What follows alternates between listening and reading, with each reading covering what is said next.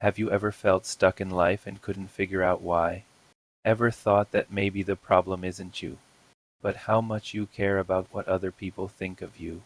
Yeah, believe it or not, according to Japanese authors Ichiro Kishimi and Fumitake Koga, this obsession with approval might be the silent root of your unhappiness. And here is the crazy part, they say almost every problem in your life comes down to one thing: your fear of being disliked. We live in a world where being liked feels like a requirement. Post something and get no likes. Panic, not being noticed. Feels like failure, but is that really living? In The Courage to be Disliked, Kishimi and Koga hit us with a brutal truth: the more you chase approval, the more you give up your freedom, because let's face it, freedom and people-pleasing don't go hand in hand. The more you try to fit in, the further you drift from your true self. The authors dive deep into the ideas of psychologist Alfred Adler and argue that our emotions aren't just reactions, they raise strategies. That anxiety you feel, that fear, sometimes it's not just emotion. It's your mind's way of avoiding risk, like when someone says they're too nervous for a job interview, maybe they're not scared of failing. Maybe they just don't want to risk it, and fear becomes the perfect excuse. Here's another truth bomb from the book: your past doesn't define you, trauma isn't destiny, what you've lived through doesn't control your future unless you let it.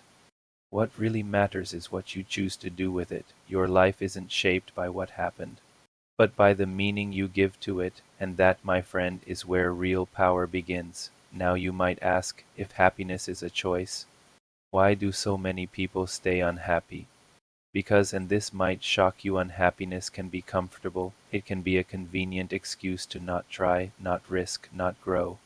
And when chasing approval becomes impossible, many people just give up. They say, I don't care anymore, but deep down, it still hurts. They never truly let go, they just carry that disappointment around silently. That's when it gets worse. They start believing there's something wrong with them, that they're flawed, unlovable. And that belief becomes a trap, because if you believe you're broken, you stop trying to connect, to grow, to change. You live in a shell, afraid to be seen, convinced you don't deserve to be. But the biggest damage happens in relationships. When you base your self-worth on being liked, everything becomes a transaction.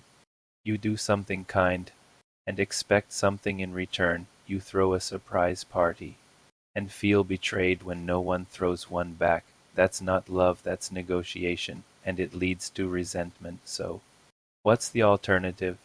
Contribution. According to Kishimi and Koga, happy people focus on being useful. They don't chase compliments, they chase meaning. They find joy in helping, not in being recognized, because when you know you're making a difference, you don't need applause. You've already won. And here's the most beautiful part: just existing can be enough. You don't need to be perfect. You don't need to be admired. You just need to be present, real, and open. And when you believe that, truly believe that, you start to accept yourself, even with your flaws, because your presence matters, even when you think it doesn't. In the end, the message is simple: not everyone will like you, and that's okay. What's not okay is hiding who you are just to avoid judgment. The courage to be disliked is actually the courage to live free. Free to think, to feel, to mess up, to try, and most importantly, to exist without needing permission.